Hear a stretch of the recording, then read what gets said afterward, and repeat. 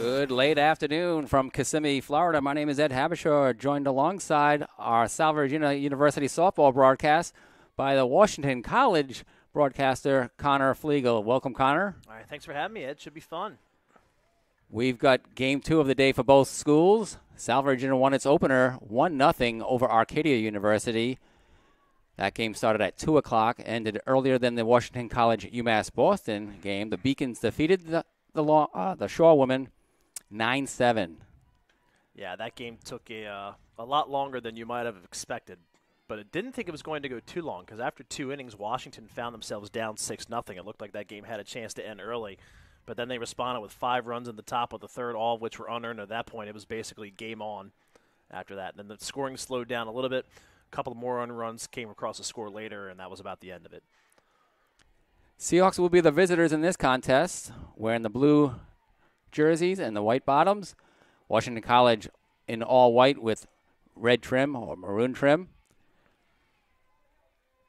Pitching for the Shorewomen is Maddie Bennett. Second start of the day for Bennett. She's facing the Seahawk leadoff batter, Nikki Vanelli. Vanelli played right field in the opener and is now playing third base. First pitch called strike from home plate umpire Tom Oliver. Second pitch lifted high. Shallows left field. Catch made out there by Vieira. Yeah, nice job by Vieira to come in and track that ball in left field. There's a little bit of a steady breeze blowing in from right field today. Didn't necessarily affect that ball that much, but as it starts to get from day into night a little bit, the breeze is expected to pick up a little bit more. Could play havoc on both these teams as outfielders as this game goes along. So a nice job there by Vieira to track down that first ball of the afternoon. Second batter that Bennett faces is the Seahawk left fielder, Lindsey Florent. She's from New Bedford, Massachusetts. Senior captain, one of 4 seniors. She bats left-handed. Always works a pitcher with a lot of fouls. She's got good bat control. And we'll have to see how Bennett responds for Washington in this game. She pitched in the opener for the Shorewomen, only lasted an inning and a third. Only gave up 2 hits, but walked 5 and found herself down 5-0 by the time she left that game. So we'll see how Maddie's able to respond for Washington here in game 2. Normally she's the ace of this Shorewomen pitching staff. Salve Regina got a 1-0 victory out of Andy Nelson. Second time this week she's had a 1-0 victory. That grounded to Stokes at second, over to DiMarcello for second out. 2 out bases empty for the senior shortstop, Amanda Riley. Riley scored the only run in the earlier win today for the Seahawks. She had 2 base hits, was caught in a rundown between first and second, safe at first on obstruction. She grounds this to shortstop Robbins. Strong throw in time. It's a 1-2-3 inning in the top of the first. Shorewomen coming to bat in the bottom.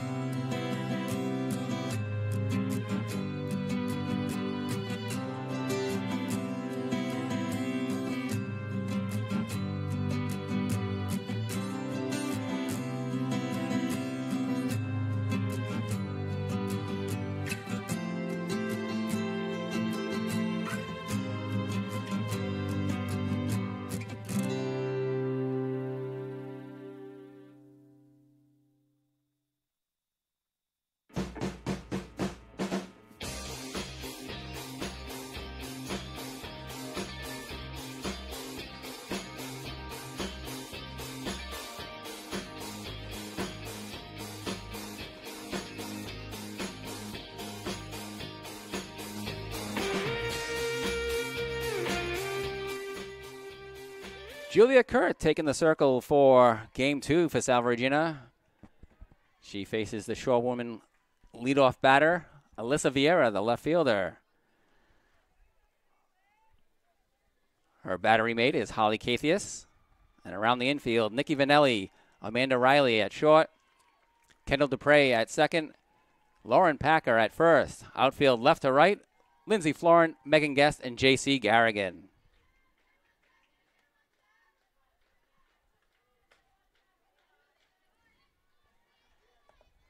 Connor Flegel also handling the scoreboard duties here from the press box. Other duties as a sign, as we like to joke about in the SID world all the time, or athletic communications, whichever your school applies now. Lots of schools like to apply both terms. That is grounded fair inside the third base line, past Nikki Vanelli.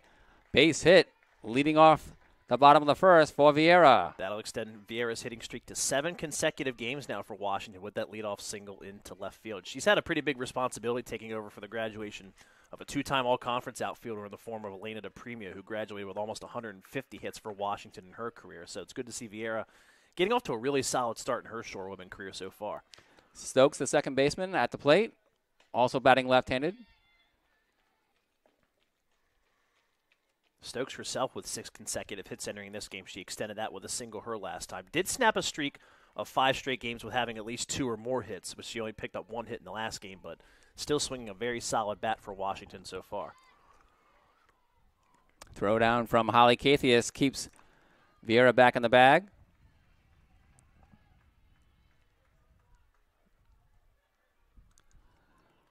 Lineup for the Shore women is Vieira, Stokes, DiMarcello, Robbins, Braungard, Bennett, Saul, Horan, and Murray.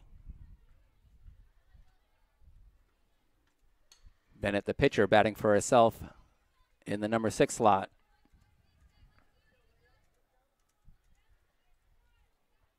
Stokes at the plate now dramatically has improved her average from last year, hitting the 240s a season ago for this Washington team. So far this year, leads the team with a 475 batting average entering action this afternoon. Has really picked up that bat so far. Punts that foul off the backstop and is out. I guess having made contact outside of the box. I think they might have called it. She left too early on that one potentially. You see that called sometimes too. Not quite sure what it was, but either way, 1 out. It's a put out for Holly Cathios, the catcher. Brings up DiMarcello, the first baseman.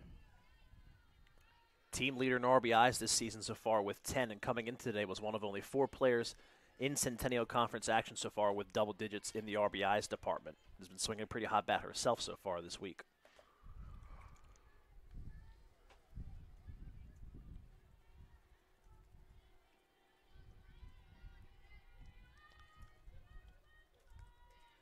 Julia Kurt in her second start of the season, first since Sunday, March 10. That previous start came against Olivet College.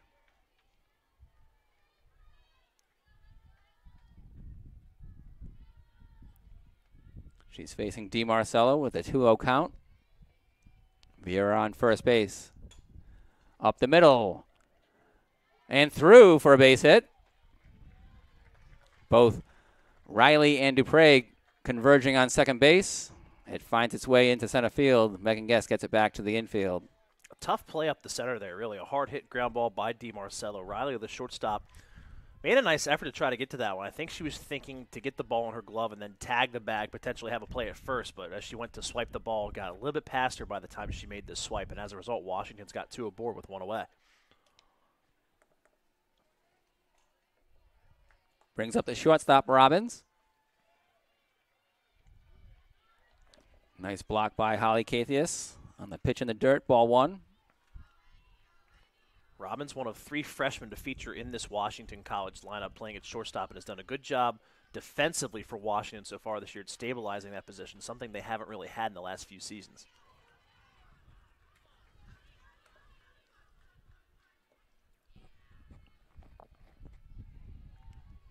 And now she's got a hitter's count here, 2 balls, no strikes, as that pitch misses low and inside. Kurt delivers, fouled out of play on the right. Connor, I believe we're the only game remaining here. There's another game going on field 3 right now. Looks like it's in the bottom of the third. It's 2-1, but the way that Washington College likes to play softball games, that game will be over, and this game will probably still be in the bottom of the third inning or something like that because the Shorewomen do not like to play fast softball games. Similarly for Salve, at least in their second games of the day, Salve's earlier game today was a quick 1-0 win, and then we've been the last team leaving at each facility the last 3 dates of playing. So a walk drawn there by Robbins on the 3-1 pitch for Washington, her 4th walk of the season.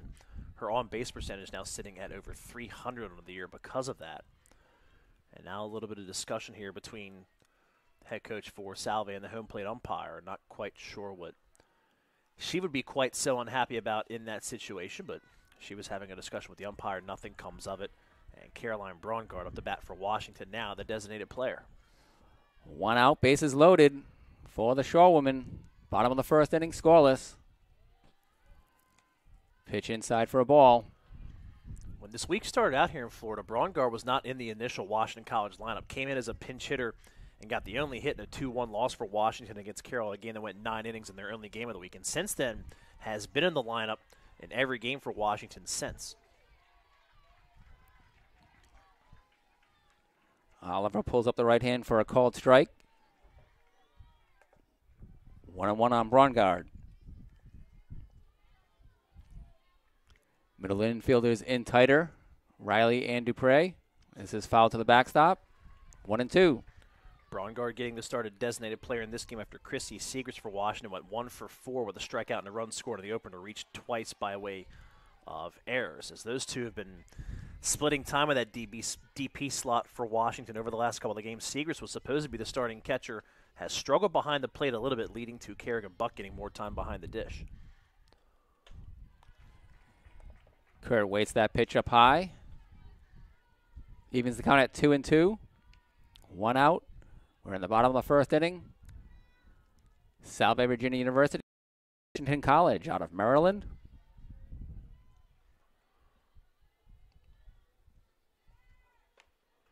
Count run full now on the designated player, Braungard.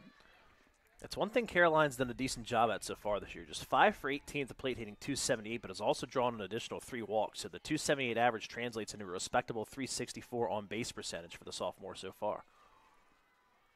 Another reason why the Seahawks' first game was so quick was there were 0 walks by either pitcher. We have a bases-loaded walk there that brings in the first run of the game. Washington College taking the 1-0 lead. Just 1 hit in the inning. Correction, 2 hits in the inning.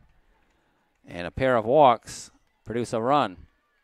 Walk number 4 and RBI on this, number 5 on the season for Braungard.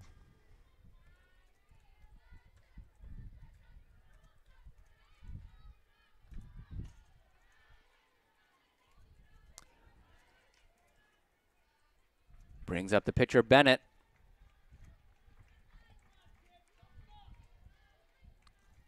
Salve pitchers don't typically get batting appearances. Julia Kurt did earlier this week, but she was not in a pitching role. And J.C. Garrigan almost always gets plate opportunities. She's playing right field now. The opposite can be said for Washington. This is a Shorewomen team that over the years has pitchers that have been able to hit the ball a lot. And speaking of hit, Bennett gets hit on the backside with a pitch that comes in from Cout here. That'll force in a run and put the Shorewomen ahead by 2.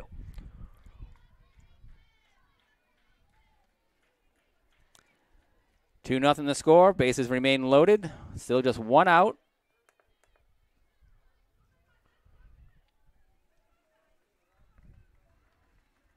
And Kurt, the Seahawk sophomore pitcher, gets a visit from Holly Cathius, our senior captain catcher.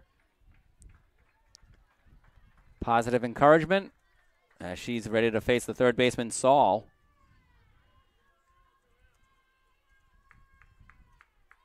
Saul picked up a 2-run single back up the middle in the opener as part of a 5-run top of the third inning for Washington that lost to UMass Boston. So Vieira and DiMarcello have scored runs for the Shorewomen. They lead 2-0. Bases still full of Shorewomen. Robbins at third, Braungard at second, and Bennett at first. Saul at the plate. An 0-1 pitch. Away for ball. 1-1.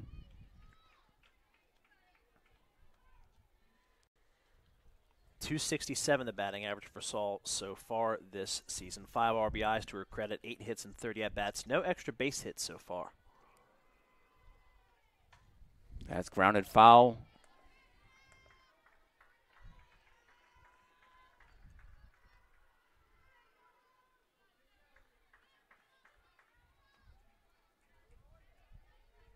Past Lacey Lister, the Shorewoman head coach in her 11th season.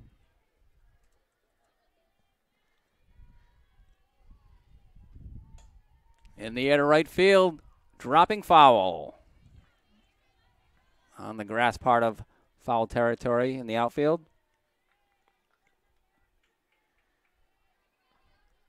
Coach Lister, a former 2-time Centennial Conference Coach of the Year for the Shorewomen, led Washington to their only Centennial Conference title back in 2013, and a team that featured the conference's all-time leader in hits, Lauren Dockrell, at first base. Lined in the hole past a diving Nikki Vanelli and Amanda Riley. 2 runs in for the Shorewomen. Runners at first and second. Well-placed hit by Saul. 4-0 the score. Looks like we might have an early pitching change here for Salve as well. As head coach once again going out to talk to the home plate umpire.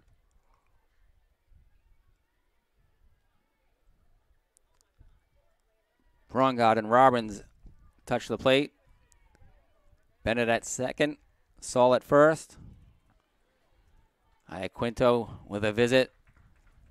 And ready to bring in Andy Nelson to replace Julia Kurt. Kurt lasts a third of an inning. Is still responsible for 2 base runners. Has allowed 4 runs on 3 hits. Walked 2 batters. And we'll take a break here as Andy Nelson will complete her warm-ups.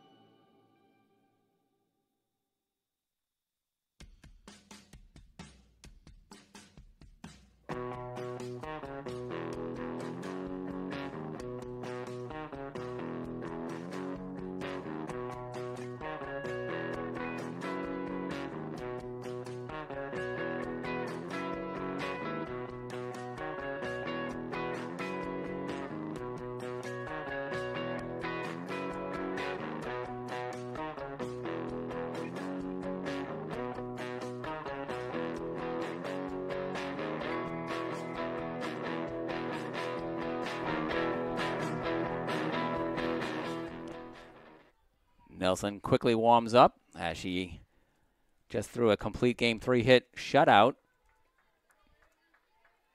1-0 over Arcadia for Salve Regina. She replaces Julia Kurt. And she faces the number 8 hitter, which is number 9. The right fielder, Horan. Horan's been struggling at the plate a little bit this year, but had a nice single back up the middle in the first game and also made a really nice diving catch out in right field to prevent a couple of runs in the bottom half of the first. Rounded back to Nelson. Gets the play over to Packer for the force on Horan. 2 down, and the runners advance. Throw was a little bit high, but a nice job over there by the first baseman of being able to recover and get her foot back down on the bag in time before Horan could beat that throw out to first. Bennett on third, Saul on second, 2 down on the 1-3 putout. Brings up the center fielder Murray. Pitch outside for a ball.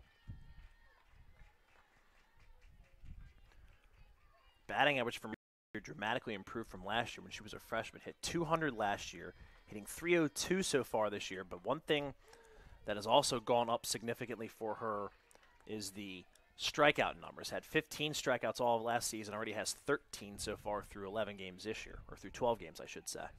Murray, the 9th batter in the Shorewomen lineup coming to bat here in the bottom of the first inning. 4 runs in. Threatening for more with runners in scoring position. Saul on second, Bennett on third. 1-2 count now on Murray. And that's another example right there of Grace chasing a pitch a little bit low and outside. She's had problem with that pitch so far this year. That's in play, but foul.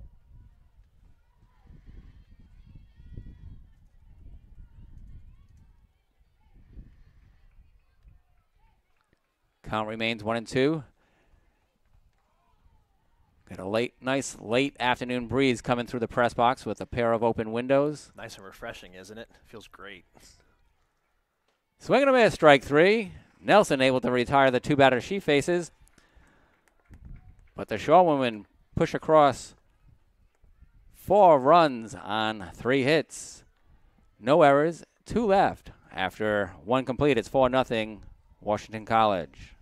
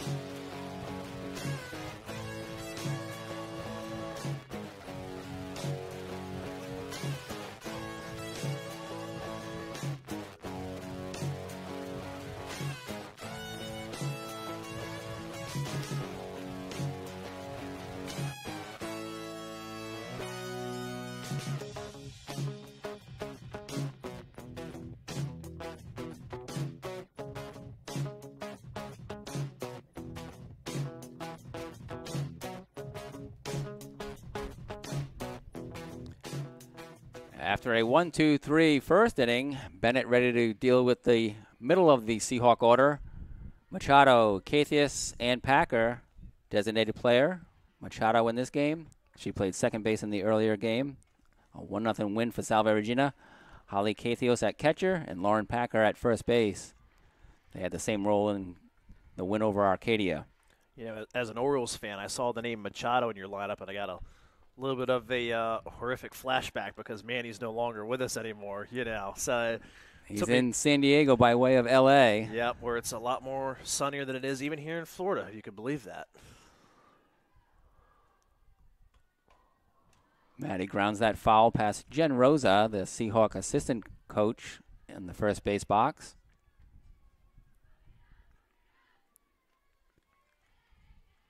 Maddie arrived at the program as a sophomore last season and shows a lot of hustle. A true utility player, able to play anywhere on the field. Coach Iaquinto has a dream of having her play every position, if not in one game, certainly during the course of a season. That includes pitching. Hey, players that are versatile like that are rare to find, though. It can help your team win in all sorts of different ways, so that's not a bad problem to have by any means. Seahawks trail 4-0 here as Machado swings and misses for strike 3. 1 out, bases empty for Holly Cathius.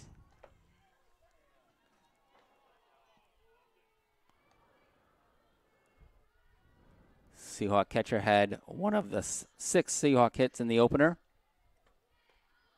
First pitch to her up high. 1-0. Bennett for Washington's at her most effective when she's got that off-speed pitch working. She had a hard problem with that in the first game, hence the reason why she was gone after inning the third, had walked 5. But she's a former conference pitcher of the year in her own right, and one of her keys to that is getting that off-speed pitch working, which we saw in that previous at-bat.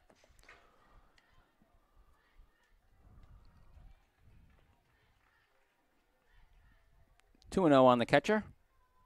Bennett looks to her wristband and delivers. Catches the outside corner. Called strike. Or thereabouts, perhaps. That one expanded the zone just a little bit, I think, from the home plate umpire on that one. We saw that in the first game here, too. Yeah, each of the games I've peeked in, including the one I worked, it was a wide strike zone on both sides. Mm-hmm, very much so, yes. But consistent, so it was good to see. Strike two, it's 2-2 on Holly Kathios. She fouls that pitch.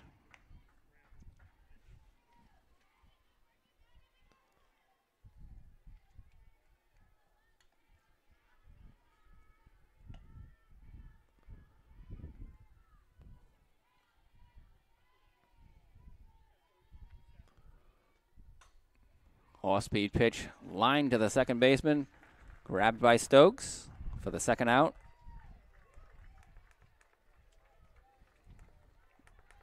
Two down for Lauren Packer. She's moved down the lineup from game one. And still playing first base. Made some terrific plays in the field already for the Seahawks.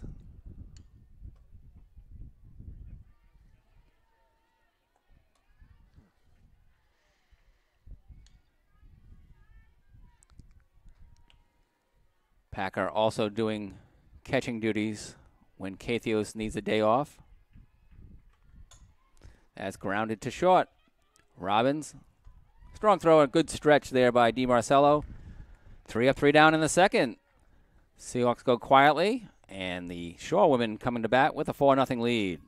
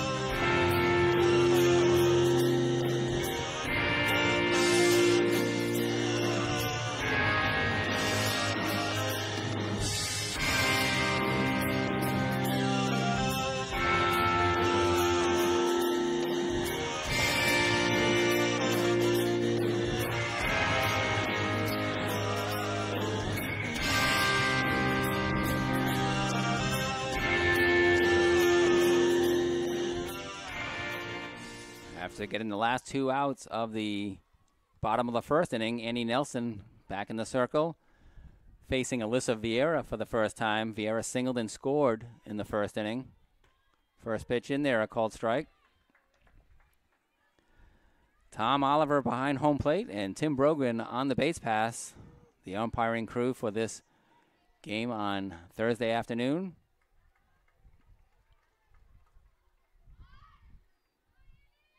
She offered for strike 2. She shows bunt a lot, but I don't think she's been aboard successfully with a bunt so far this year. Alyssa's shown bunt quite a bit, just hasn't quite been able to get them in, and has gotten herself in situations like this where she can't afford to do so. Swing and a miss, strike 3. Her single in the first inning was a sharp one down the left field line. She misses the Andy Nelson pitch for strike 3. 2 Ks now for Andy Nelson. That pitch on the outer portion of the zone has been a problem for Washington hitters by and large so far this year. We see it again there. Nelson, a good pitch on 0-2, expanding the zone just enough to get you to chase, not enough for you to be able to make contact. Brings up Stokes, the second baseman. She was ruled out when she made contact out of the box.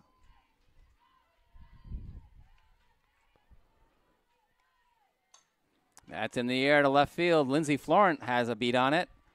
Makes the catch for out number 2.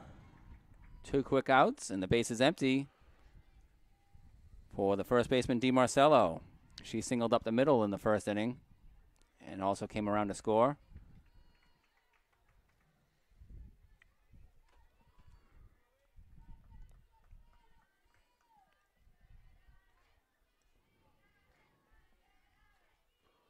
First pitch, swing and a miss. Strike one. DiMarcello's been taking some big cuts at home plate this year, as you saw on that one. Hasn't quite given one a ride over the fence yet, but one of these days it's coming with the way she swings the bat. The outfielders are respecting her power by playing deep. That bouncer back to Annie Nelson ends the inning on a 1-3 putout. And we'll head to the third inning with the Seahawks trailing 4-0.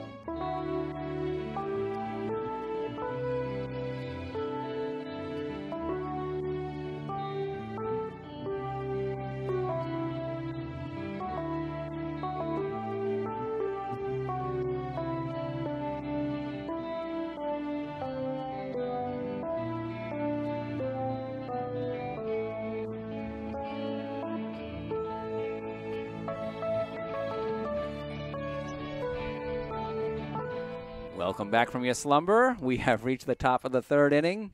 Seahawks trailing 4-0. Bottom third of the order up for the Seahawks. J.C. Garrigan, Megan Guest, and Kendall Dupre. Right field, center field, and second base.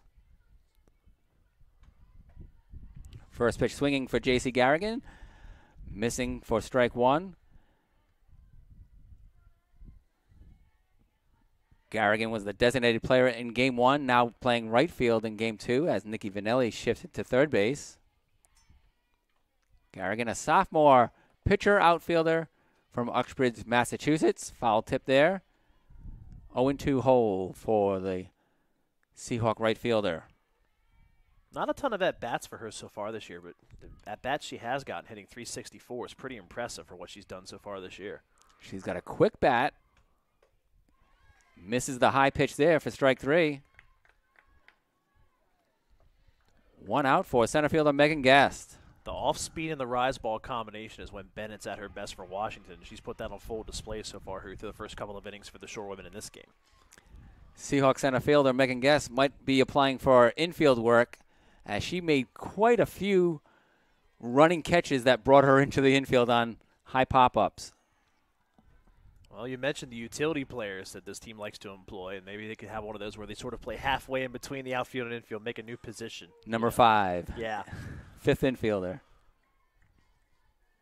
Softball has a lot of different rules, really, compared to baseball. You could probably get away with that at some point. Oh, just yeah. having an extra fielder out there. You can shift. Yeah. I've seen the second baseman in next to the pitcher sometimes. Yep. On slap hitters.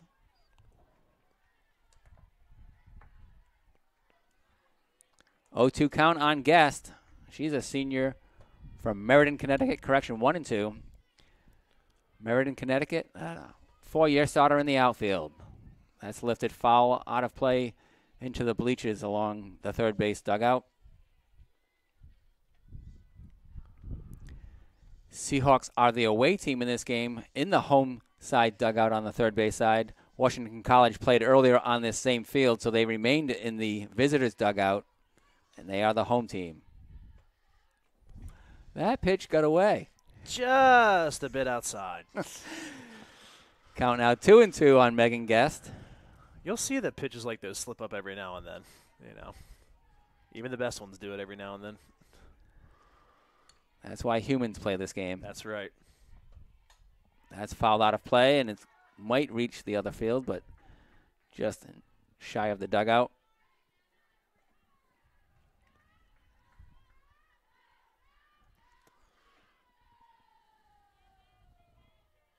One out, bases empty. The 2-2 up high for a full count. Seahawks seeking their first base runner. They'll take a walk or a hit. A nice job here by Guest to battle back in this at-bat after being down 0-2 originally. And she watches the pitch sail wide, and she's aboard with one out. Brings up Salve Regina second baseman Kendall Dupre, freshman from Cranston, Rhode Island. Strong throwing arm by Dupre. She'll be playing third, perhaps, or even short with that gun she has. Swings at the first pitch, and that is fair. She'll get tagged by DiMarcella while Guest moves along to second base.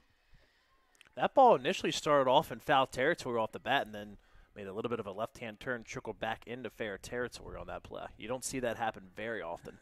No, that was a cue shot. Top of the order, Nikki Vanelli at the plate. With Guest on second, 2 outs.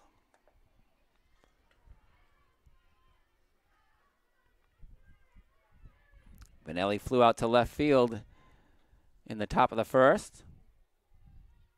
She squares the bunt, but I'm sure she is pulling back and checking her swing, fouls it to the right. 1-1 on Vanelli. Nikki is from Quakertown, Pennsylvania. As we mentioned earlier, outfield and infield work.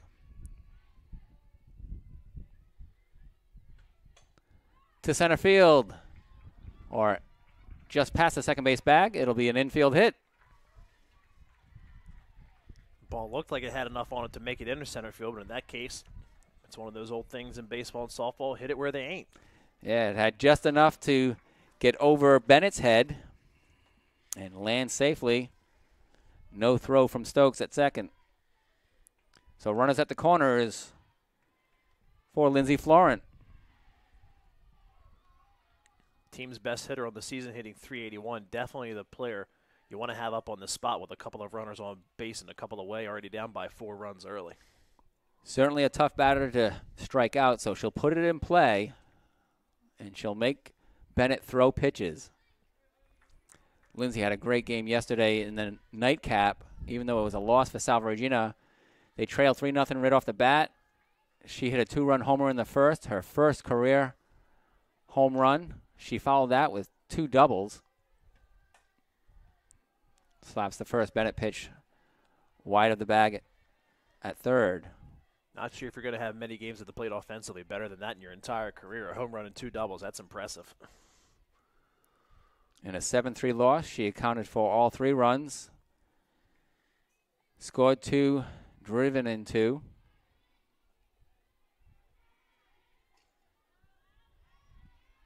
A 1 count. Pitch coming from Bennett. It's bunted and will be picked up foul by Saul, the third baseman. Bunted out of the box, they called her out. So end of the top of the third. No runs on 1 hit. No errors, 2 left. After 2.5, it's 4-0 Washington College.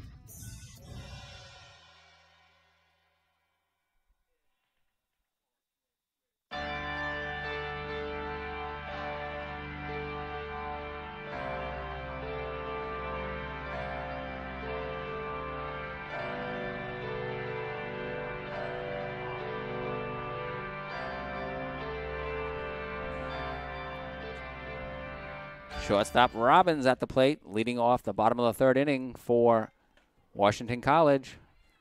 Andy Nelson delivers a first pitch strike. Robbins walked and scored in the first inning. Her walk loaded the bases before Brongard had the RBI walk.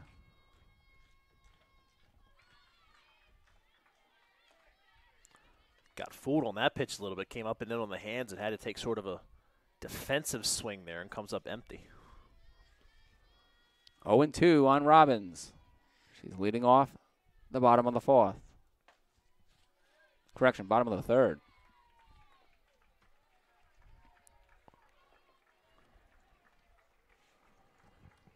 Ed Habershaw and Connor Flegel with the commentary on today's Salve Regina versus Washington College softball game. I thought that might have been foul tipped. It definitely went off the glove of Holly Cathius. It was. The umpire was just very, very delayed in getting that one called. Usually you see them throw the two hands up right away to make that call. In that case, he delayed, and both Robbins and the catcher were both confused on that one. Robbins ready to run. Now she evens the count at 2-2.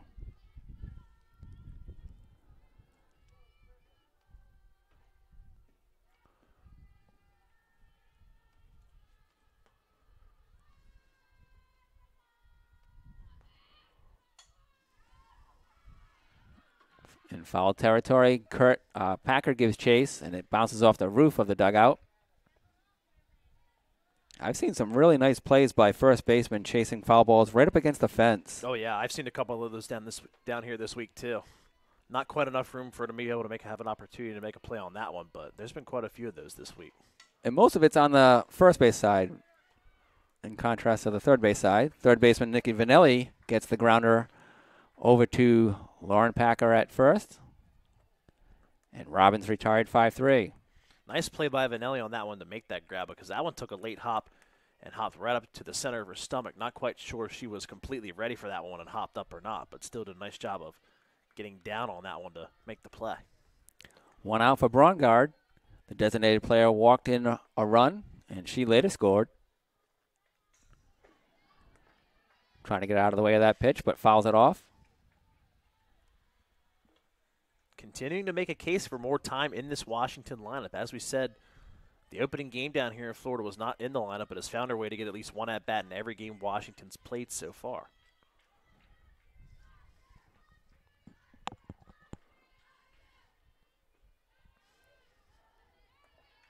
Pitch misses low. 1-1.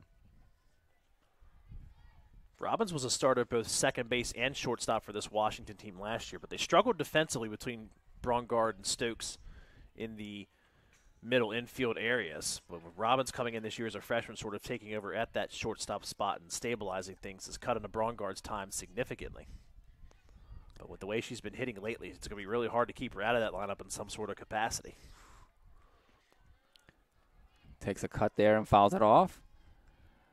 Flexing her leg as she walks out of the batter's box. Now the 1-2.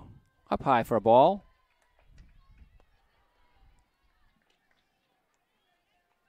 Two and two.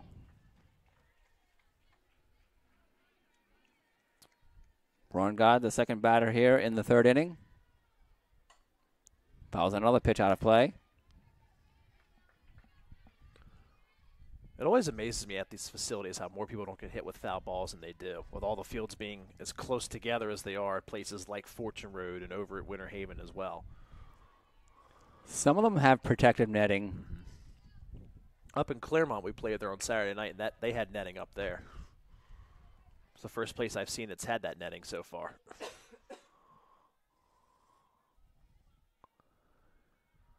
After time, I would like to think they would put more of that netting up around these facilities. It's very easy to do. We've seen it up in Claremont. You just cut a little bit of a hole in the top of the net, and when a ball goes in, eventually it filters its way back down. It's a good way to keep people from getting hurt. Grounder through the legs of Nikki Vanelli. She got down on it, but somehow it found its way through. I think she was anticipating that ball to take a hop like the previous at-bat did, and when it didn't, it just went right through the wickets. It'll go down as an error, and with one out, Brongard on first base. Bennett the batter. But again, though, Brongard there, it was by way of an error, but still putting a ball in play and finding a way to get herself on base.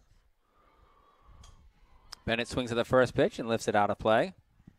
On the right side, bangs off her dugout's roof.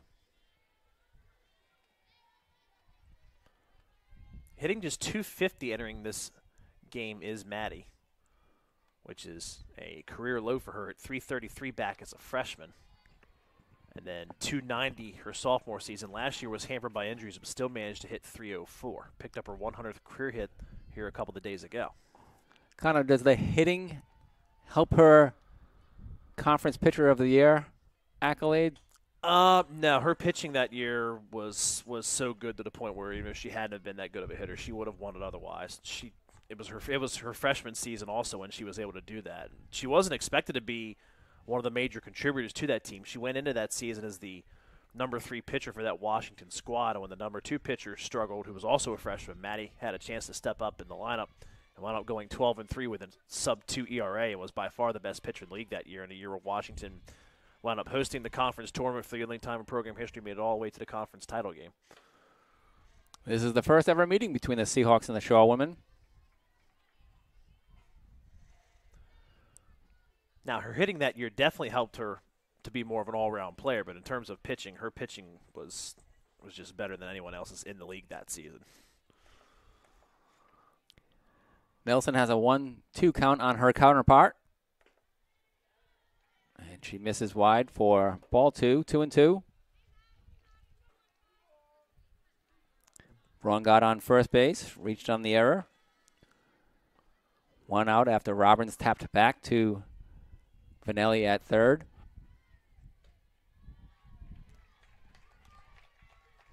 I guess that was ball 4. I missed it too. We must have missed that one somewhere.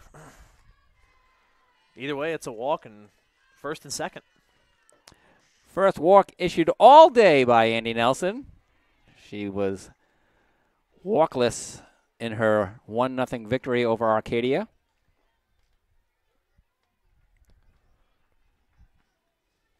Fifth walk Bennett's drawn this season. Actually, no, it's her 5th. She got hit by a pitcher first at bat. That's right.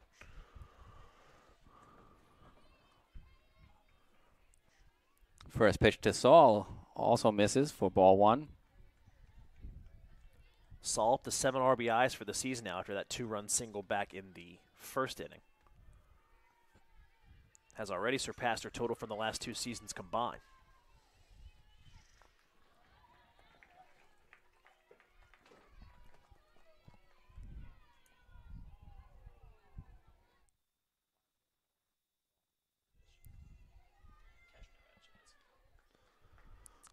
And the wild pitch by Nelson is ball 2 and moves the runners to second and third. 1 out. The 2-0 grounded to Packer. She's going to come home.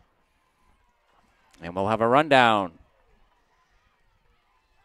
And it's going to be a 1-2-5 on the putout. Fielder's choice for Saul. Packer made her initial move towards the bag at first for a 3 unassisted, but then saw Brongard out of the corner of her eye and gets Brongard out for the second out. That's when Brongard got herself in trouble. She was holding up at third, but then as soon as the the first baseman started making a move towards that bag, she came for home despite the fact that she wasn't fully committed to going to the bag over there at first, and that's when Caroline got herself in trouble. And next thing you know, you get caught in a rundown, and it's very rare you win one of those defensively in softball. And Bennett had to retreat to second. She was almost on the bag at third with Brongard coming back.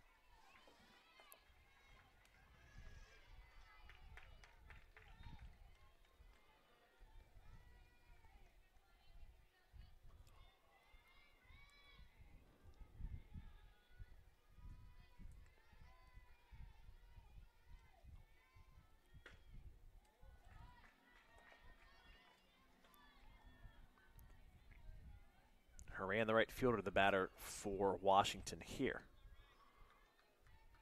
That pitch was very close. Surprised that pitch wasn't called strike 3. It shouldn't have been, but with the way the umpires have been calling some of these pitches today, you would have believed it if it had been. Same with that one. That one is a pitch that shouldn't necessarily be called a strike and was rightly not called a strike, but with the way these umpires have been calling things today, you sort of expected that hand to go up on that pitch for strike 3.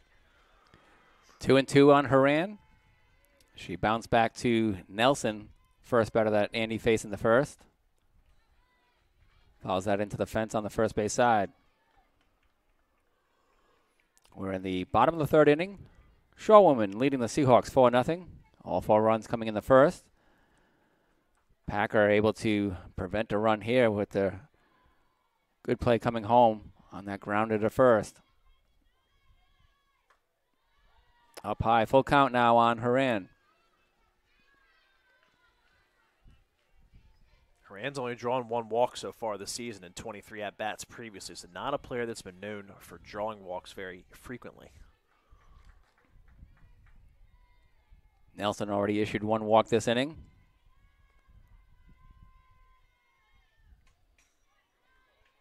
Attacks the plate and gets that pitch fouled.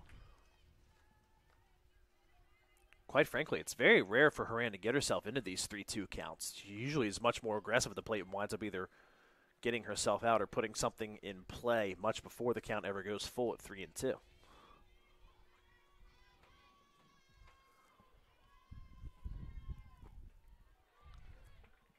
Swing and a miss. Strike 3. The tag applied by Holly Katios. No runs on no hits. 1 error, 2 left. After 3 complete from Kissimmee, Florida, it is Washington College 4, Salve Regina 0.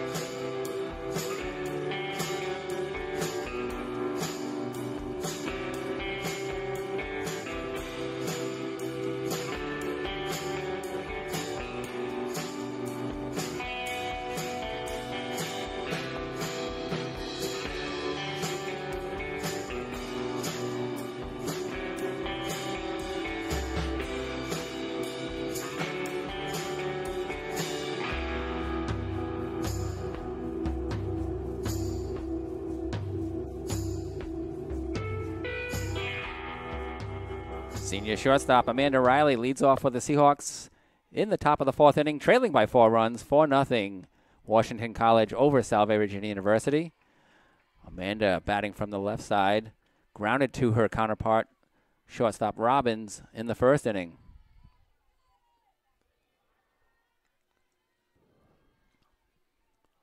She's facing Bennett for the 2nd time. First pitch low for ball 1. See what happens here when all these Seahawks hitters get a chance to see what Bennett has for the 2nd time in the afternoon. We'll see if they can make some adjustments.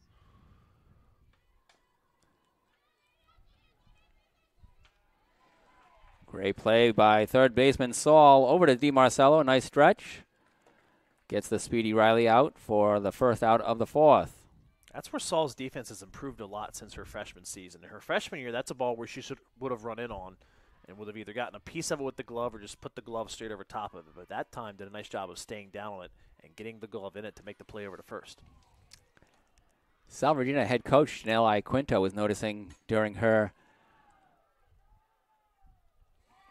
That's a great catch out there by Murray in center field, ranging to her left. 2 down. Machado retired. Mentioned earlier how Alyssa Vieira, the Washington left fielder, starting in left field in the graduation absence of Elena DePremio. DePremio is a player who started at center field and was an all-conference player as a junior. Then Murray came in last year as a freshman and was so good defensively in center field that DePremio, as good as she was in center, got shifted back into left field for her senior campaign because of the way Murray was able to patrol center field. She put some of that skill on display there. And that ball was up in the air from the bat of Machado. Coach Iaquinta was saying, get the ball on the ground. We've seen the condition of this infield. Make things happen by putting it on the ground and make it difficult for the Shaw woman. I think that's been a consensus of a lot of teams you've talked to this week. They've all had comments to make about this dirt, especially the first games of the day in particular. It seems like actually the field seems to be worse than as the day goes on later, because you come in for the first game, it's all nice and wet. Dirt's actually clumped, and there's tons of dirt sitting in the batter's boxes in the first games of the day. That gets worked out as the day goes along. One among count on Holly Cathius. Correction, 2-1. The clicker's working a little slow for this game. I'll blame it on the clicker, not the guy doing the clicky? Yeah, the clicky, exactly. The clicker doing the clicker? The clicker doing the clicker, that's right. Swing and a miss, strike 2, 2-2. Don't know who that guy is. Holly lined out to second baseman Stokes in the second inning. Bennett retired the first 7 Seahawks she faced before issuing a one-out walk to Megan Guest in the third. That's a bouncer back to Bennett. Overhand throw to DiMarcello. 1-2-3 go the Seahawks in the fourth inning. We head to the bottom of the fourth, 4-0 Washington College.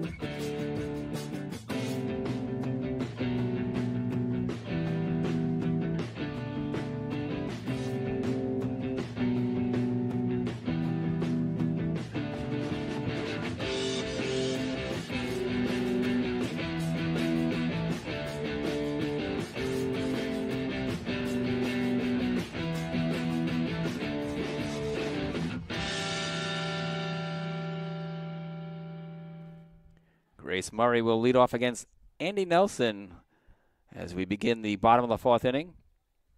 Washington College with a 4-0 lead over Salve Regina University. Shaw women scoring 4 times in the bottom of the first inning. Nelson came in relief, got Horan and Grace Murray to end the frame.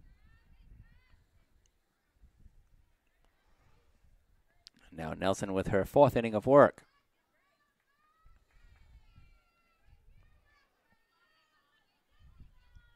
Murray from the right side, the center fielder.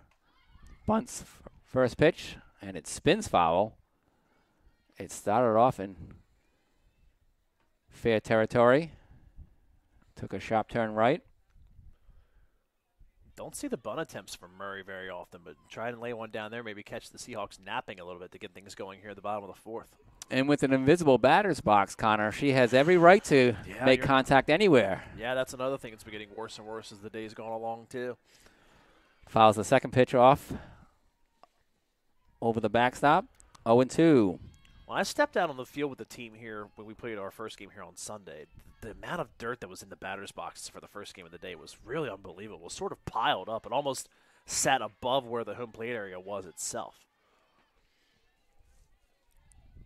But as you can see now that we're into the late stages of the day, it's very flat there at home plate. It's been worked on quite a bit by the righties and the lefties. Another pitch fouled back. Grace Murray, the number 9 batter in the Shaw woman lineup, playing center field. Has had one play in the outfield in this game, catching Maddie Machado's line drive.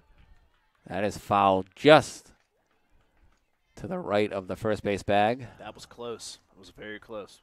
Good job, though, by the field umpire. He had a pretty good beat on that one. Tim Brogan on the base pass. Tom Oliver behind the plate. Andy Nelson in the circle. Ready for another 1-2 pitch. Swung on a miss. Strike 3. Her second time she's K'd Grace Murray. Mentioned the hitting for Murray up by 100 points, the batting average, but the strikeouts now already even with the season ago when she struck out 15 times her entire freshman year. I apologize for having that in-between innings graphic over the batter's area for that entire at-bat for Grace Murray. 1 out, bases empty. The batter is Alyssa Vieira. She struck out to lead off the second inning, facing Andy Nelson. Singled and scored when she faced the starter, Kurt. And she singles up the middle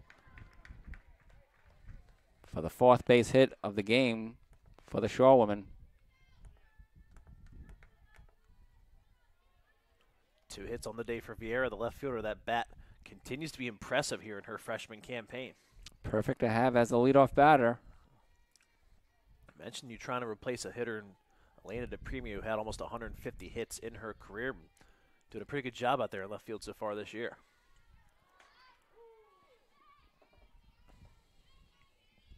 Was starting to run there, goes back to the bag at first. Washington as a team hasn't been very successful stealing this year. 6 stolen bases, 3 caught stealings on the year so far. They don't run a ton. 1 out. Vieira on first. Stokes at the plate.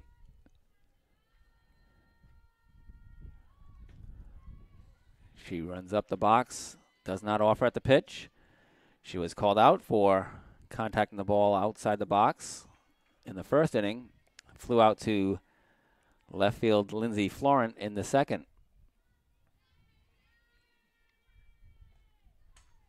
Grounded to Vanelli. She'll go to first in time. 2 down. Nice play there by Vanelli. That ball was smoked. She didn't have a lot of time to react to that one. Luckily, she was in the right position and could throw the glove down quick enough to be able to make that play. Strong throw over to Packer. 5-3 on the play. Vieira down to second base.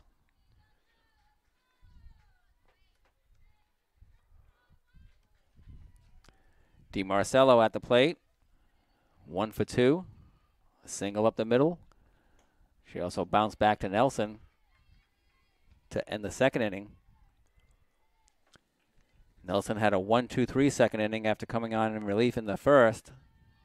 Got the first 2 batters she faced. And then the next 4 in a row before an error led to the first base runner against her. And now Vanelli completes the inning with the 5-3 play on DiMarcello. No runs on 1 hit.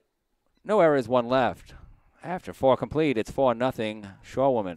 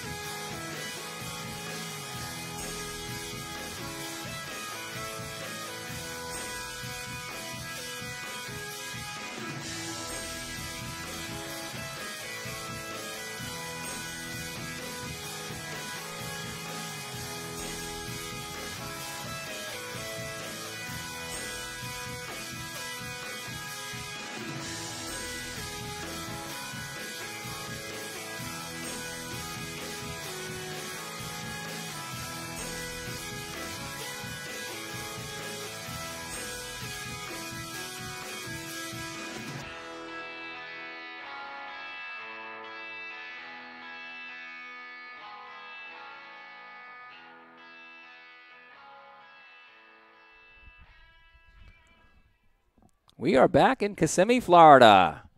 Ed Habishaw and Connor Flegel, Salve Regina University and Washington College.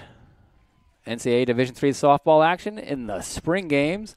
Lauren Packer leads off with Salve Regina, the visiting team, against the Shaw woman.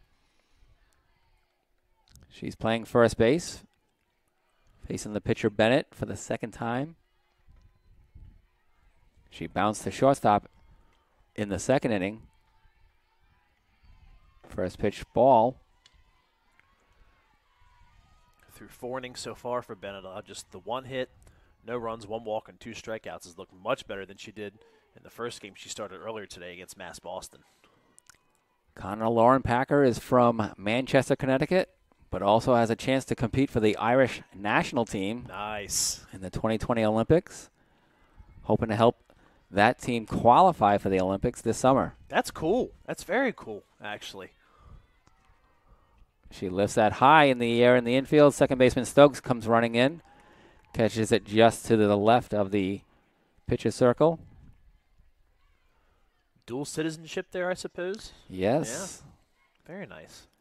Strong background from both parents with Irish heritage. It's not that often on a Division III level you get a chance to meet someone that has a chance to be a potential Olympian. So that's very cool. Yeah, in any sport. Yeah. And it's good to see softball come back into the Olympics as J.C. Garrigan nubs the first pitch she sees to second baseman Stokes. She's retired 4-3. Yeah, not having softball in the last couple of Olympic cycles was very weird. It was very odd not being able to tune in and watch it. 2 down, nobody on in the top of the 5th inning. The batter is Megan Guest. She walked. Was the first base runner against Bennett.